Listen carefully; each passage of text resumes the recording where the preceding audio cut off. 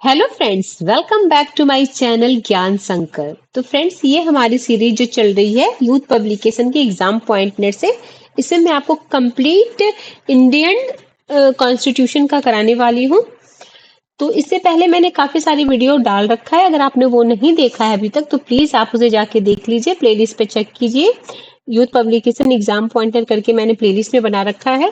तो इस सीरीज से आपका ये होगा, जितने भी इंडियन कॉन्स्टिट्यूशन में फैक्ट है वो सारे आपके कवर हो जाएंगे।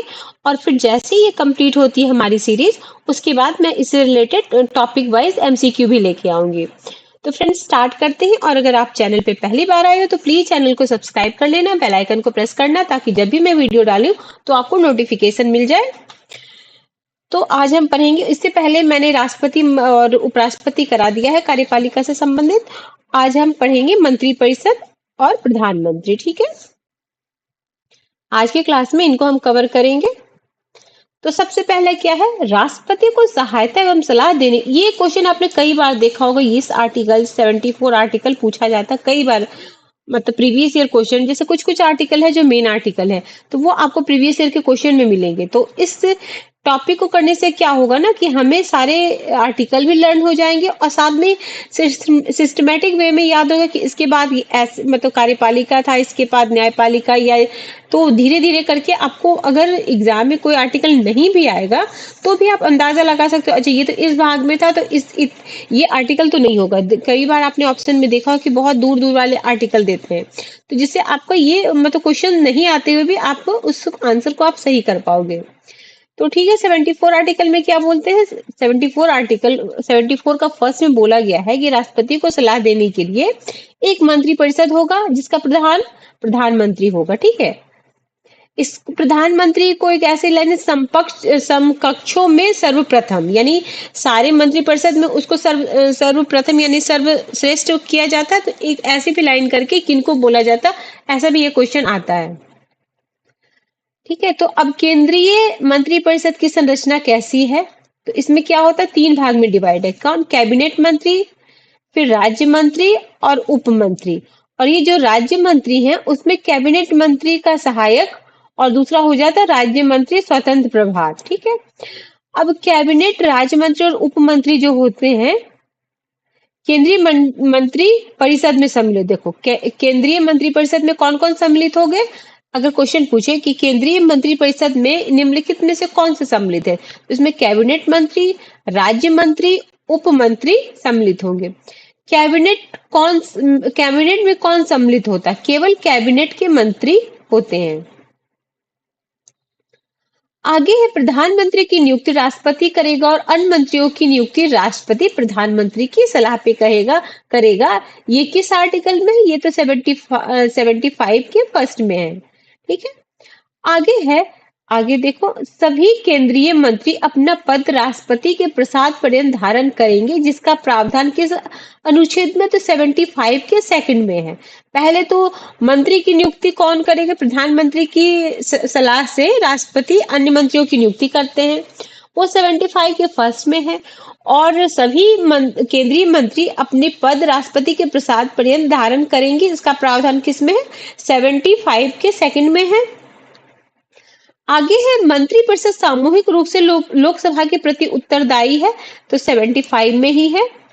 अगर हो सके 75 3 ना दे गए, अगर आर्टिकल आपका 75, 85, 74 दे दे, तो इसका आंसर 75 होगा। जैसे मंत्रिपरिषद सामूहिक रूप से, ऐसे भी क्वेश्चन कई बार मैंने देखा पीवाईक्यू में, मंत्रिपरिषद सामूहिक रूप से लोकसभा के प्रति उत्तरदायी है, ये किस आर्टिकल में है, तो 75 आर्टिकल में है। ठीक है, ये चारों, ये जो 6 है 75 में है, और एक दो होगा अभी, तो इसमें देखते हैं। मंत्रियों के वेतन और भत्ते निर्धारित किए जाते हैं, तो 75 का 6 में। ठीक है, नेक्स्ट चलते हैं। आगे है, संविधान के, एक मिनट में थोड़ा सा इसको और जूम कर देती हूँ ताकि आपको क्लियर दिखे। देखो, संविधान के किस अनुच्छेद में मंत्रिमंडल शब्द का प्रयोग किया गया है, क्या है, मंत्रिमंडल शब्द अभी तक नहीं किया गया था, सर्वप्रथम किस अनुच्छेद में किया गया है, तो 352 के 3 में किया गया। ठीक है, आगे है, मंत्रिमंडल में शामिल होते हैं, तो मंत्री देखो, वो मंत्री परिषद होता है जिसमें 3 होते हैं। कौन कौन होते हैं, हमने भी अभी पढ़ा ना ऊपर। मंत्री परिषद ये होता है। मंत्री परिषद में आपको कैबिनेट मंत्री होते हैं, राज्य मंत्री होते हैं और उप मंत्री होते हैं। और जब मंत्रिमंडल बोला जाएगा तो उसमें कैबिनेट मंत्री होंगे और प्रधानमंत्री होंगे। ठीक है, अभी हमने यहाँ पढ़ा प्रधानमंत्री सहित कैबिनेट के मंत्री, ये होते हैं मंत्रिमंडल। संविधान के किस अनुच्छेद में प्रावधान मिलता है कि प्रधानमंत्री राष्ट्रपति को ऐसी सूचना दे जो संघीय प्रशासन एवं विधान के बारे में उसके द्वारा मांगी जाए? तो ये आपका आर्टिकल 78 में है। आगे है, सामूहिक उत्तरदायित्व के बारे में किसने कहा कि मंत्री परिषद के सदस्य एक साथ तैरते हैं और एक साथ डूबते हैं? ये कई बार पूछा गया है, तो इसको बिल्कुल ध्यान रखिएगा। ये हमारे यहाँ सामूहिक संसदीय शासन प्रणाली में क्या होता है, सामूहिक उत्तरदायित्व होती है। तो इसमें जो मंत्री परिषद के सदस्य एक साथ तैरते हैं और एक साथ डूबते हैं, ऐसा लॉर्ड मार्ले बोलते हैं। आगे है, मंत्रिमंडल शब्द का प्रयोग किस संवैधानिक संशोधन में किया गया जिसमें कहा गया कि राष्ट्रपति राष्ट्रीय आपात की उद्घोषणा मंत्रिमंडल की लिखित सिफारिश पर करेगी? तो ये 44वें संवैधानिक संशोधन जो कब हुआ था, 1978 में। अभी हमने पढ़ा ना 352 में कि थर्ड में, यानी थर्ड जब बोला जाए ना तो ये बाद में जोड़ा गया है। इसको ग भी बोल सकते हैं, थर्ड बोल, 3 बोल सकते हैं, ABC भी बोल सकते हैं, ऐसे भी आपको ऑप्शन में मिल सकता है। तो ये बाद में कब जोड़ा गया है ये आर्टिकल जोड़ा गया है 44वें संवैधानिक संशोधन। और ये 44वें संवैधानिक संशोधन कब हुआ था, 1978 में। आगे मंत्रियों के शपथ के प्रारूप का उल्लेख कहाँ मिलता है? तो मंत्रियों की शपथ का अनुसूची 3 में मिलती है। ठीक है, 12 अनुसूचियां हैं, उसमें तीसरी अनुसूचिया में आपको शपथ मिलता है। आगे है, मंत्री परिषद में प्रधानमंत्री सहित सदस्यों की कुल संख्या लोकसभा के कुल सदस्य संख्या का 15। देखो अब ऐसा ना कि मतलब लालच के लिए बहुत लोग को मंत्री बना दे, ठीक है, जब वो गठन हो तो। लेकिन फिर 91वें संवैधानिक संशोधन जो 2003 में किया गया, उसमें कहा गया कि कुल सदस्य संख्या का सिर्फ 15% ही आप मंत्री बना सकते हो। ये नहीं कि सबको बना दो, कुल सदस्य संख्या का कितना, 15%। ये भी कई बार 91वें संवैधानिक संशोधन में हुआ, ये कई बार एग्जामों में आया। तो जो मतलब मेन जो आया हुआ है कई बार एग्जामों में, मैं वो आपको पॉइंट आउट करते जाऊंगी ताकि उस पर आप ज्यादा ध्यान दें। किस अनुच्छेद के अंतर्गत प्रधानमंत्री सहित प्रत्येक मंत्री को पद ग्रहण करने से पूर्व राष्ट्रपति के सामने पद और गोपनीयता की शपथ लेनी होती है? तो ये अनुच्छेद 75(4) में। आगे है, मंत्री परिषद का सदस्य बनने के लिए व्यक्ति का संसद के किसी सदन का सदस्य बनना आवश्यक है। यदि ऐसा नहीं हो तो उसे पद ग्रहण से 6 महीने के अंदर संसद सदस्य बनना अनिवार्य है, अन्यथा पद छोड़ना पड़ेगा। तो यह अनुच्छेद 75 का 5। ठीक है, मंत्री कितने प्रकार के होते, अभी हमने ऊपर पढ़ा है, अब आपको बिल्कुल क्लियर हो गया कितने प्रकार के होते, 3 प्रकार के होते। अगर ऐसे ऑप्शन में आए तो आप आराम से कर पाओगे, कैबिनेट मंत्री, राज्य मंत्री और उप मंत्री। ठीक है, आगे है, संसद के किस सदन द्वारा मंत्री परिषद के विरुद्ध अविश्वास प्रस्ताव पारित किया जा सकता है जिसके कारण उसे त्यागपत्र देना पड़ता है? तो लोकसभा द्वारा। कि मंत्री परिषद का अध्यक्ष या नेता कौन होता है, हमें पता है कौन होते हैं, प्रधानमंत्री होते हैं। मंत्री परिषद के प्रति उत्तरदायी होते हैं, लोकसभा होती है उत्तरदायी। मंत्री परिषद सामूहिक रूप से, क्योंकि लोकसभा का ही विघटन होता है, राज्यसभा तो हमारा अस्थायी सदन है, उसमें विघटन नहीं होता, बस उसमें सदस्य हर 2 साल पे 1/3 वो हटते हैं और नए सदस्य जुड़ते जाते हैं। मंत्री परिषद सामूहिक रूप से लोकसभा के प्रति उत्तरदायी है तो व्यक्तिगत रूप से राष्ट्रपति के प्रति उत्तरदायी है। आमतौर पर प्रधानमंत्री सदस्य होता है तो आमतौर पर लोकसभा का होता है, लेकिन ऐसा संविधान में लिखा नहीं, वो राज्यसभा का भी सदस्य हो सकता है। अगर इनकेस वो न लोकसभा का सदस्य है न राज्यसभा का सदस्य, फिर भी वो प्रधानमंत्री बन जाएगा, बशर्ते कि उसे 6 महीने के अंदर दोनों में से किसी की सदस्यता लेनी होगी। ठीक है, ये भी प्रावधान है, ऐसा नहीं है कि उसे प्रधानमंत्री बनते समय ही लोकसभा या राज्यसभा का सदस्य होना अनिवार्य है, ऐसा नहीं है। वो 6 महीने के अंदर किसी भी सदन मतलब लोकसभा या राज्यसभा की सदस्यता प्राप्त कर ले। ठीक है। आगे है मंत्रिपरिषद के विरुद्ध अविश्वास प्रस्ताव लाने के लिए लोकसभा सदस्यों की संख्या होनी चाहिए। तो कितनी होनी चाहिए? 50 होनी चाहिए। आगे अविश्वास प्रस्ताव पुनः स्थापित किया जा सकता है केवल लोकसभा में। अविश्वास प्रस्ताव का उल्लेख कहाँ मिलता है? तो लोकसभा के नियम 198 में मिलता है। मंत्रिपरिषद के त्यागपत्र देने के उपरांत लागू नहीं होगा तो राष्ट्रपति शासन। आगे है भारतीय राजनीतिक व्यवस्था में कार्यपालिका किसके अधीन रहकर कार्य करता है? तो विधायिका के प्रति अधीन रह के कार्य करता है। ठीक है, आगे चलते हैं। आगे आपका विभिन्न मंत्रालयों को वित्तीय संसाधन का आवंटन किया जाता है तो वित्त मंत्रालय द्वारा। मंत्रियों के बीच समन्वय कौन स्थापित करता है? तो कैबिनेट सचिव ये समन्वय स्थापित करते हैं। केंद्रीय कैबिनेट सचिव किसके निर्देशाधीन कार्य करता है? तो प्रधानमंत्री के निर्देशाधीन।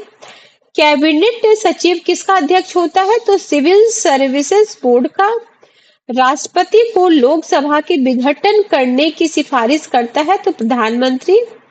राष्ट्रपति एवं मंत्रिपरिषद के बीच संवाद की मुख्य कड़ी है तो प्रधानमंत्री।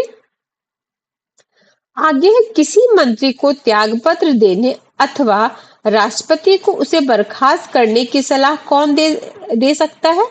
तो प्रधानमंत्री। आगे प्रधानमंत्री की मृत्यु अथवा त्यागपत्र से विघटन हो जाता है तो मंत्रिपरिषद का विघटन हो जाता है। राष्ट्रपति उसी व्यक्ति को प्रधानमंत्री नियुक्त करता है जो कि लोकसभा में बहुमत दल का नेता हो। आगे किन परिस्थितियों में राष्ट्रपति प्रधानमंत्री की नियुक्ति स्वयं के विवेक से कर सकता है?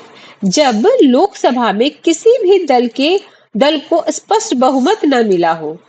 जब एक तो ये कारण है, दूसरा कारण है जब बहुमत वाले दल का कोई निश्चित नेता ना हो। ठीक है, कोई निश्चित नेता ना हो तब वो अपने विवेक से किसी को चुन सकता है। तीसरा है प्रधानमंत्री अचानक मृत्यु हो जाए, उसका कोई उत्तराधिकारी ना हो तो वो अपने विवेक से राष्ट्रपति किसी को प्रधानमंत्री नियुक्त कर सकता है, ऐसे नहीं। ठीक है, आगे है संविधान के किस अनुच्छेद में प्रधानमंत्री के कर्तव्यों का वर्णन है? तो 78 है। और जितने भी इनसे रिलेटेड जो भी आर्टिकल है वो मैं आपको शॉर्ट्स के थ्रू भी डाल दूंगी ताकि आप एक एक लाइन में उसको एक बार उससे गो थ्रू हो जाओ तो एकदम मतलब अच्छे से आपका क्लियर हो जाएगा आर्टिकल। किसका यह कर्तव्य होगा कि वह राष्ट्रपति को संघ के प्रशासन से संबंधित मामलों के बारे में तथा मंत्रिपरिषद द्वारा लिए गए निर्णयों एवं विधान के प्रस्ताव के बारे में सूचित करे? तो यह है प्रधानमंत्री का। प्रत्येक मंत्री और भारत के महान न्यायवादी को सदन में बोलने का, संयुक्त बैठक एवं समिति में भाग लेने का अधिकार होगा। ये किस आर्टिकल में दिया गया? 88 आर्टिकल में दिया गया है। मंत्रिपरिषद केवल उस समय तक अपने पद पर रह सकता है जब तक उसे विश्वास प्राप्त हो लोकसभा का। ठीक है, लोकसभा का विश्वास प्राप्त हो। आगे यदि लोकसभा सरकार के बजट को अविश्वास कर दे या राष्ट्रपति के अभिभाषण को अस्वीकृत कर दे तो क्या होगा? तो मंत्रिपरिषद को त्यागपत्र देना होगा। इस वीडियो को आप 2 से 3 बार जरूर सुनना फ्रेंड्स। एक बार आप नॉर्मल वॉइस में सुनना, अगर आपको अच्छे से समझ आ गया तो आप वॉइस इंक्रीज करके वॉइस को बढ़ा के भी 2-3 बार सुन लेना, तो ये जो टॉपिक है ना आपका अच्छे से हो जाएगा। जब तक प्रधानमंत्री का सबसे लंबा कार्य अब तक देखो अभी यही यूजीसी नेट में क्वेश्चन पूछा था इनका, तो है कि ऐसा क्वेश्चन पूछा था कि कौन से प्रधानमंत्री हैं जो 3 बार पद की शपथ लिए हैं। तो उसमें कौन कौन 3-4 थे, जैसे मनमोहन सिंह थे, अब 3-4 मुझे याद है। सेकंड शिफ्ट में भी आया था, उसका क्वेश्चन मेरे चैनल पे आपको मिल जाएगा।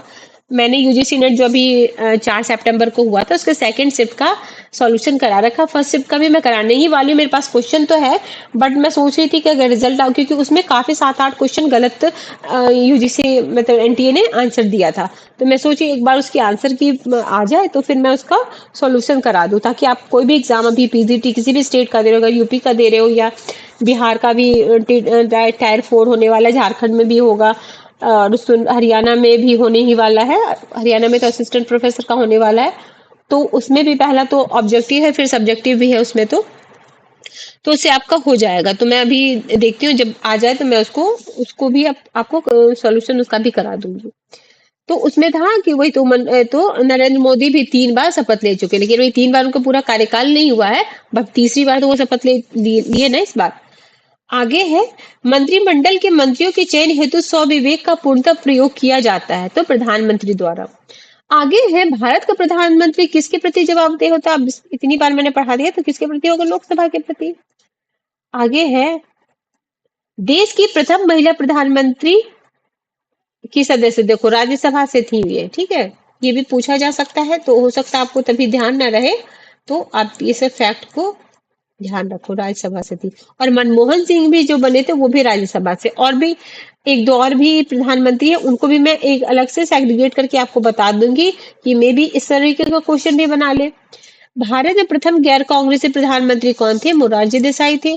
लोकसभा में कभी उपस्थित न होने वाले, हाँ ये भी क्वेश्चन कई बार आया हुआ है, मतलब कई बार तो नहीं लेकिन आया हुआ है। चौधरी चरण सिंह। क्या है?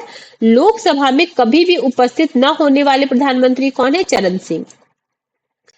आगे प्रधानमंत्री चंद्रशेखर लोकसभा सांसद थे, कहां से थे? बलिया लोकसभा निर्वाचन क्षेत्र से। अविश्वास प्रस्ताव द्वारा हटाए जाने वाले प्रधानमंत्री कौन थे? तो विश्वनाथ प्रताप सिंह, वीपी सिंह भी जिनको बोलते हैं।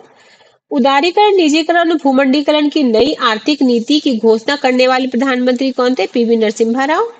वो प्रधानमंत्री जो पद ग्रहण करते समय विधानसभा सदस्य थे, तो वो थे एच डी देवगौड़ा। बाद में फिर वो उन्होंने राज्यसभा से सदस्यता ली होगी। जिस प्रधानमंत्री का सबसे छोटा कार्यकाल हुआ, अटल बिहारी वाजपेयी। उन्होंने 3 बार इन्होंने भी किया था।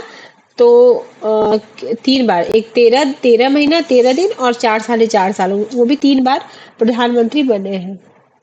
आगे है, प्रधानमंत्री बनने से पहले मनमोहन सिंह किन पदों पर कार्यरत थे? तो भारत के वित्त मंत्री, योजना आयोग के उपाध्यक्ष भी रह चुके थे, रिजर्व बैंक के गवर्नर भी रह चुके थे, अंतरराष्ट्रीय मुद्रा कोष के प्रतिनिधि भी थे। तो ये सब क्योंकि वो इकोनॉमिक्स के एक्सपर्ट थे, तो वो रिजर्व बैंक के गवर्नर भी रह चुके थे, अंतरराष्ट्रीय मुद्रा कोष के प्रतिनिधि भी थे, योजना आयोग के उपाध्यक्ष भी रह चुके थे और भारत के वित्त मंत्री भी रह चुके थे। आगे है, राष्ट्रीय सुरक्षा समिति का प्रधान कौन होता है? तो वो प्रधानमंत्री होते हैं। Council of scientific and industrial research का अध्यक्ष कौन होता है? प्रधानमंत्री होते हैं। स्वतंत्र भारत के प्रथम बार संसदीय सचिव का पद किस वर्ष सृजित हुआ था? तो संसदीय सचिव का पद 1951 में हुआ था। आगे है, संघीय मंत्रिमंडल का पुनर्गठन किसकी रिपोर्ट पर होता है? तो गोपाल स्वामी अयंगर की होता, 1951 में ही होता ये भी। आगे, स्वतंत्र भारत के प्रथम वित्त मंत्री कौन थे? तो आर के षणमुगम। और मैंने ये जो इतने भी स्वतंत्र भारत के फर्स्ट कैबिनेट के जितने भी मंत्री, वो भी मैंने अपने शॉर्ट्स में डाल रखा है, क्योंकि इससे पूछा जाता है, कानून मंत्री, वित्त मंत्री और श्रम मंत्री, ये सब पूछा जाता है, तो उसको मैंने शॉर्ट्स में डाल रखा। आप मेरे शॉर्ट्स को भी देखना, काफी फैक्चुअल चीजें मैं उसमें डालती हूँ। वह नेता जो नेहरू की कैबिनेट में पहली गृह मंत्री के बाद रक्षा मंत्री रहे, कैलाश नाथ काटजू। ठीक है, कैलाश नाथ काटजू। स्वतंत्रता के पश्चात भारत के प्रथम कानून मंत्री तो कौन थे? अंबेडकर जी थे।